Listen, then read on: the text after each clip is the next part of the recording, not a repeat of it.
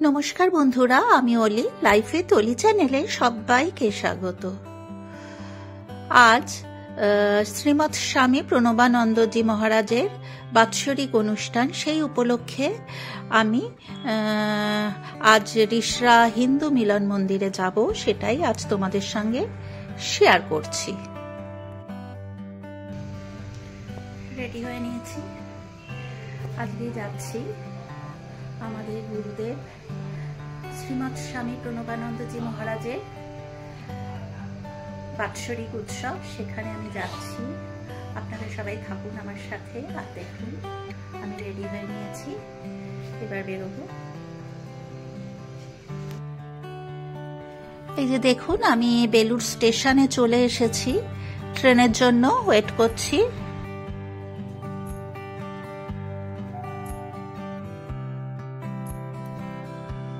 Train এসে গেছে, ট্রেনে উঠেও পড়েছি, আমি বসে আছি আর ট্রেনটা ছেড়েও দিয়েছে। লোকাল ট্রেন আপনারা সকলেই জানেন, খুব তাড়াতাড়ি ছেড়ে দেয় ওঠার সঙ্গে সঙ্গে। এই যে দেখুন, বেলুড় প্ল্যাটফর্ম ছেড়ে এই যে রিষড়া প্ল্যাটফর্মে পৌঁছে গেছি। আমার বাড়িতেও চলে এসেছি। এখানে আমার ভাইয়ের ছেলের সাথে একটু ফটোশুট করে নিলাম। হাই করে দাও। হাই, বলো তোমরা সবাই কেমন আছো? তোমরা সবাই কেমন আছো? আমার পুপু চ্যানেলে সবাই সাবস্ক্রাইব, লাইক, শেয়ার করে দেবে সবাই। আচ্ছা, ঠিক আছে।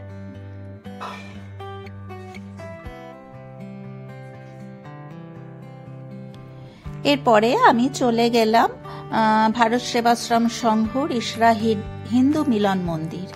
এই যে দেখুন, এই হচ্ছে আমাদের ভারত সেবাশ্রম সংঘ, আমাদের গুরুদেব মহারাজ স্বামী শ্রীমৎ প্রণবানন্দজি মহারাজ, ওনার আশ্রমে আমি প্রবেশ করলাম। এই যে দেখুন, এখানে আমি আর এখানে কোনো কথা বলছি না, আপনারা আমার সাথে থাকুন আর দেখুন।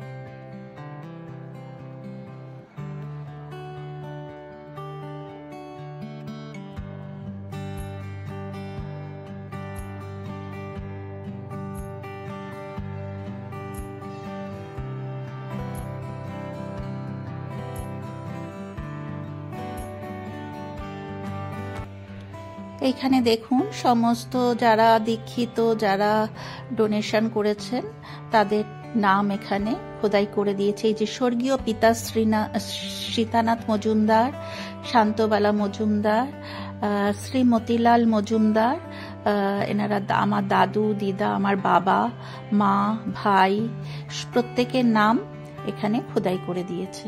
এই যে হচ্ছে আমার ভাইয়ের মেয়ে ইমন।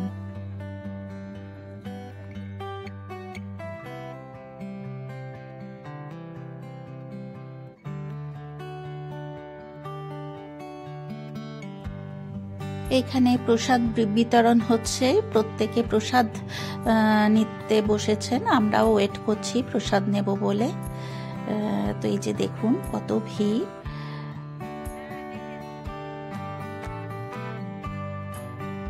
এরপরে এই যে দেখুন, আমরাও বসে গেছি প্রসাদ নেওয়ার জন্য।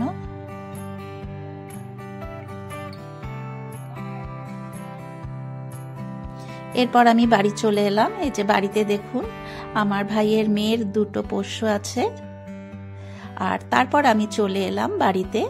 এই যে দেখুন, আমি একটা পিঠের রেসিপি আপনাদের সঙ্গে শেয়ার করছি। তো এই যে দেখুন, এটা হচ্ছে, আমরা বলি আশকে পিঠে, অনেকে এটাকে চিতই পিঠে বলে থাকেন। তো এটা আমি কিভাবে করেছি সেটাই আমি আপনাদের সঙ্গে শেয়ার করতে চলেছি। যে দেখুন, এই যে দেখুন, আমি যে সেদ্ধ চালে আমরা ভাত রান্না করে খাই, সেই সেদ্ধ চালটাই আমি কিন্তু এখানে ভিজিয়ে রেখেছি, 6-7 ঘন্টার জন্য ভিজিয়ে রেখেছি। তো ভালো করে ধুয়ে এরপর আমি চালটাকে মিক্সিতে পেস্ট করে নেব।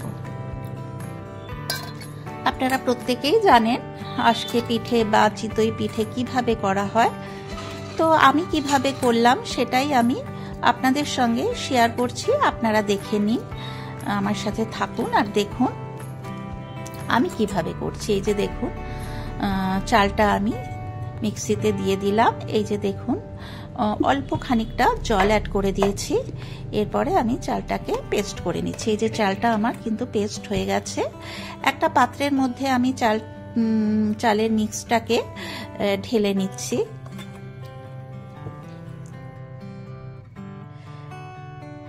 খুব সামান্য একটু মিক্সির বাটি ধোয়া জলটা অ্যাড করলাম। খুব বেশি এর ঘনত্বটা পাতলাও হবে না, আবার খুব বেশি ঘনও হবে না। এটাকে একটু মিশিয়ে নিচ্ছি খুব ভালো করে।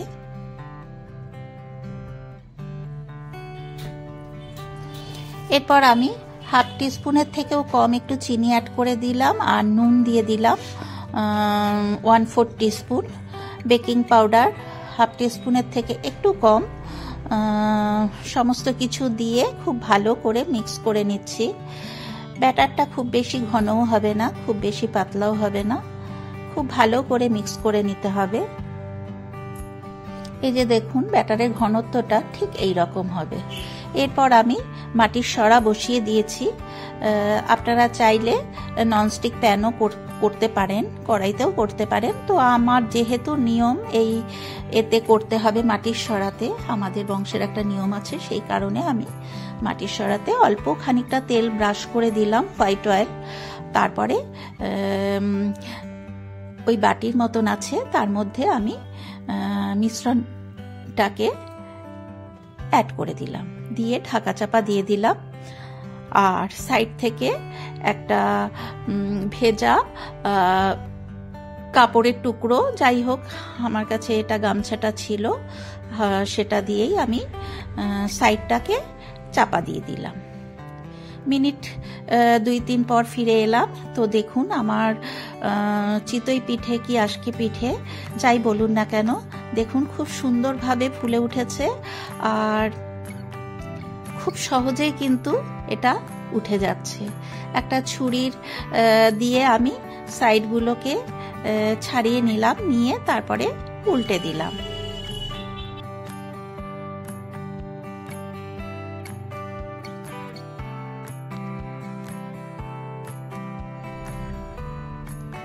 আবারও ঢাকা চাপা দিয়ে দিলাম, বেশিক্ষণ না, 30 সেকেন্ডের জন্য। তারপরে আমার হয়ে গেছে এগুলো। তো আমি একটা পাত্রের মধ্যে তুলে নিয়েছি। আর গুড়টাকে জাল দিয়ে যদি এইরকম পিঠে খান, তাহলে কিন্তু এর স্বাদ ভীষণই ভালো হয়। আর এইভাবে যদি আপনারা না বানিয়ে থাকেন, অবশ্যই আপনারা এইভাবে একবার ট্রাই করে দেখতে পারেন। আশা করি আপনাদের ভালোই লাগবে।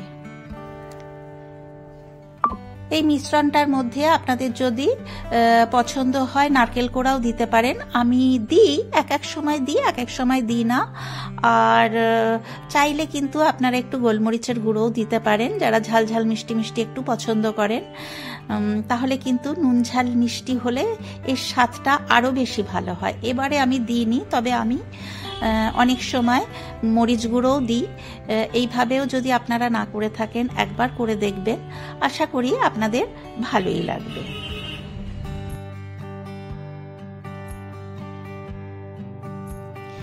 এইভাবে কিন্তু আমি সমস্ত আজকে পিঠে বানিয়ে নিলাম। তো আপনাদের আমার আজকের এই ভিডিওটি কেমন লাগলো অতি অবশ্যই একটা লাইক শেয়ার কমেন্ট করতে ভুলবেন না।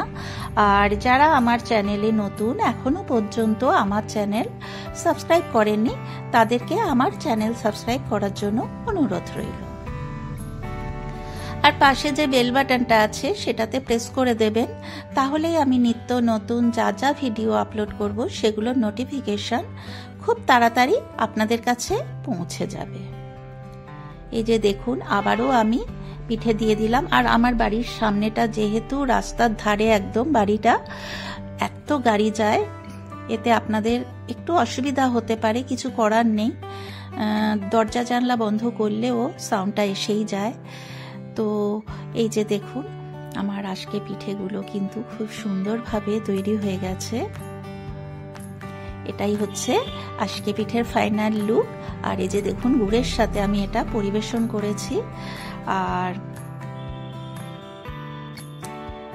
এই যে দেখুন কিরকম সুন্দর, একটা ভেঙে আমি দেখিয়ে দিলাম কত সুন্দর সফট হয়েছে দেখুন। এটাকে আপনারা চাইলে দুধে ফুটিয়েও খেতে পারেন, তাহলেও কিন্তু খুব ভালো হবে। যে যেমন ভাবে পছন্দ করেন নিজস্ব পছন্দ অনুযায়ী আপনারা খাবেন।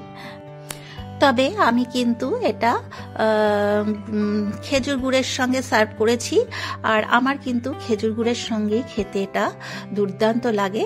তো আপনারা আপনাদের পছন্দ মতন সার্ভ করবেন। তো আজকের মতন এই পর্যন্ত। এরপর আমি হাজির হব অন্য কোনো দিন অন্য কোনো নতুন ভিডিও নিয়ে। আপনারা সবাই সুস্থ ও ভালো থাকবেন। আর আমার সাথে এতক্ষণ থাকার জন্য আপনাদের অনেক অনেক ধন্যবাদ। আর